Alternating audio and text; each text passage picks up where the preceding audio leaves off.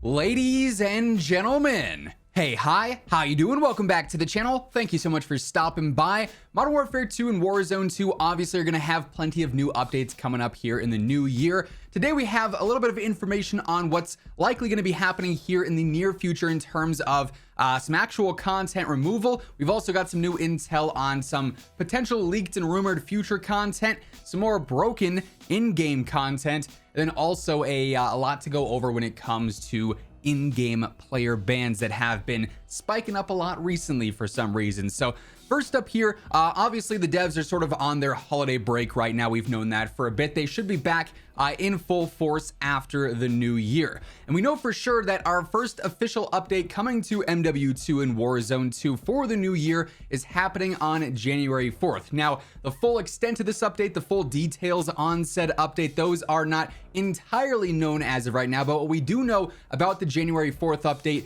is that this is actually going to remove the shipmiss version of shipment in game. So this will effectively be the end of the holiday event in MW2, and the Christmas version of shipment, or the holiday version of shipment with all the fancy lights, it's honestly a little bit brighter, and I think I like it a little bit more than the regular version of shipment that is only going to be in game until January 4th. Now, you might be wondering, you know, are they going to leave it in the game as like sort of a new rotational map, or we're going to have daytime shipment, nighttime shipment, something like that? Unfortunately, the devs actually have confirmed that they are going to completely remove the Christmas version of shipment from the game and just have the one standard version that we saw debut a little bit earlier on this season, just because they don't want to keep up space on the game for players. They don't want to have that extra data on hard drives taking up even more unnecessary space, basically. So it'll be out of private matches, it'll be out of the public match rotation. January 4th is going to completely remove shipments from the game.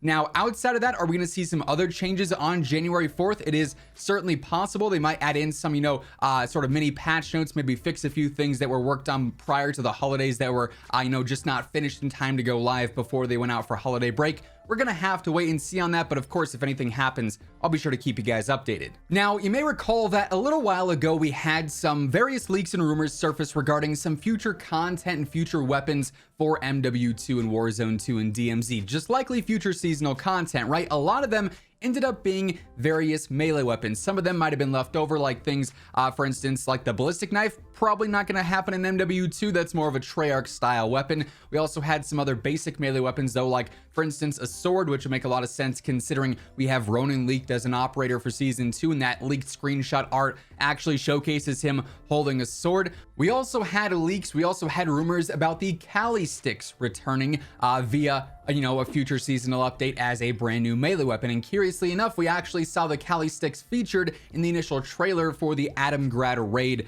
with season 1. However, more recently it's come out that apparently the Kali sticks are not going to be coming, at least as of right now, as a full-on melee weapon, but instead just as an operator execution as a part of a future store bundle. So if you're someone who really enjoys using the melee weapons, probably not the greatest of news there. If you're someone who can't stand being too hit by melee weapons that are ridiculously fast and feel like they lunge across the room, maybe that's better news for you. But as of right now, the Kali sticks do not seem to be a full-on melee weapon that'll drop soon. That could change further down the road, maybe season 3, 4, 5, once we get later on into the year. They decide, let's bring out the Kali sticks as a full-on weapon, make them available outside of just that specific operator execution. We'll have to wait again and see for that. But just a heads up, that does not appear to be a melee weapon any longer, rather just transferred to an execution bonus. Now, real quick, just a reminder as we're going through everything today, if you guys are new to the channel, every single day, I'm your one-stop shop for all things going on in COD. News, updates, class setups, tips, you name it, you're going to find it all right here. So if you're interested, you want to stay up to date with that stuff, feel free to hit that subscribe button. Join us ultimately on the road to 1 million subscribers. Also, if you guys enjoy this video, let me know by dropping a like on it as well.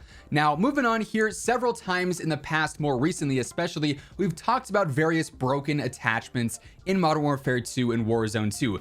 broken in the sense of you just can't access them. This has been the case for several different things so far since launch. The most notable, of course, was the Raptor sniper scope that has the built-in bullet drop and rangefinder, in the scope itself. That was pay to win for a little bit. We talked about that. That ended up getting fixed here. That was made available for the Victus XMR. There's been various other issues with certain muzzles, certain ammunition options, other certain optics that have remained glitched and locked despite, having everything in the game leveled up. Like me personally, every single gun in the game, every primary, secondary, I have max level, but most recently, we've got 2 new muzzles that have appeared as glitched and locked, despite all guns being available in max levels. So one of them is just a basic compensator, another one that's gonna help out with your vertical and horizontal control. And until we have the full data mine stats from Sim on all the recoil plots and whatnot, this is just another compensator that you could throw into the mix. It's not anything crazy. It's basically gonna do the same as the others. That one in and of itself is not too big of a deal.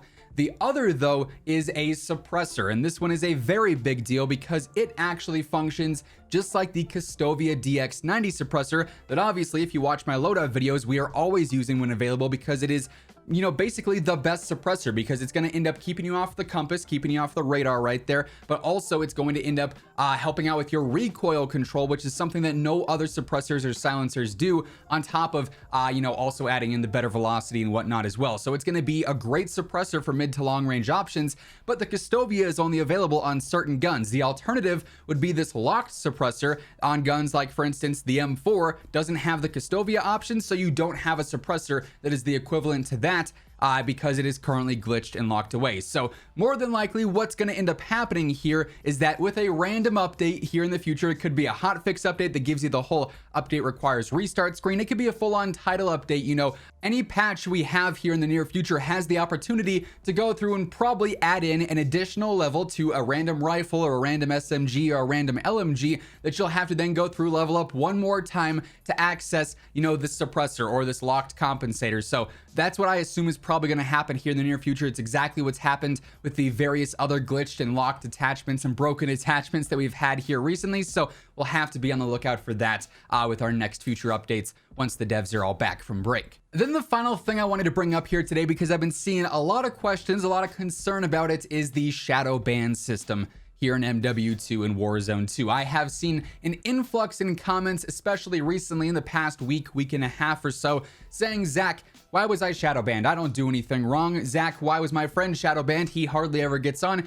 It seems like there are a ton of players currently being shadowbanned for what they assume is no reason. And unfortunately, the news and what I have to talk about here is nothing that helpful, more so just informative, I would say. When it comes to the shadowban system or the ban system, Call of Duty doesn't really communicate about this stuff. I don't know why that is, but they're pretty much radio silent on that stuff. The bans are what they are. You have to basically go through them. I think shadow bans usually last like a week or two. And unfortunately, the shadow ban system in this game sucks just outright. I'm not saying that it is, not banning enough people. I think it actually bans too many people based off of random reports in game. Basically, you could be shadow banned for any given report in game. If somebody is mad that you're dominating them, they could report you for cheating or exploiting, or they could report you for text chat, being rude, or voice chat being rude, all sorts of stuff like that. And in certain cases, yeah, people are going to say stupid stuff and probably deserve the shadow ban off of that, or people actually are doing glitches or exploits and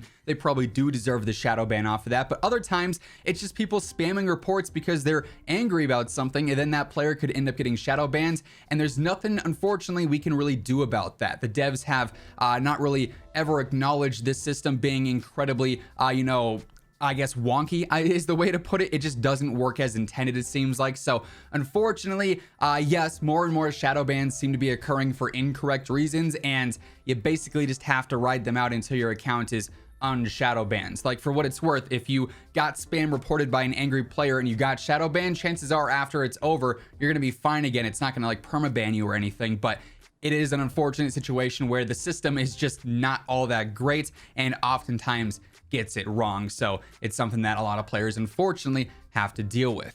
All that being said, that is effectively going to wrap things up for this one though. If you guys enjoyed the video, let me know by dropping a like on it. And if you guys are new to the channel, every single day I got you covered with the latest between MW2, Warzone 2, and DMZ. So feel free to hit that subscribe button, turn on those post notifications. That way you can always guarantee you are up to date. And as always, if you want to check out any of my partners, be sure to use code IMMORTAL for that spicy discount on all Scuff, G Fuel, Gamer Advantage, and Control Freak products. And the links for all those can be found down in the description below. But once again, thank you so much for tuning in, and until next time, take it easy, have an awesome rest of your day, and I'll catch you guys later. Peace out.